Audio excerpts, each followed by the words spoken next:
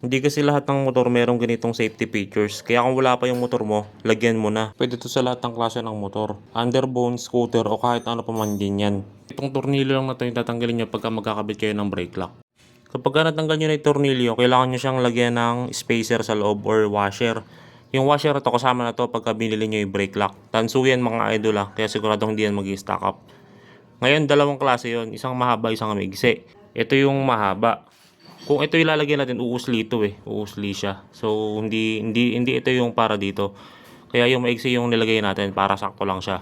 Pag nailagay nyo na yung spacer, tsaka nyo ilagay yung tornilyo na nakasama yung brake lock. So ganyan lang. Tapos ito higpitan nyo na to. Makita nyo tumagos na yung tornilyo sa ilalim. Tsaka nyo ilagay yung washer na kasama. Okay na mga idol, nakikabitan natin. Ganun lang kasimple. Isang tornilyo lang, okay na agad.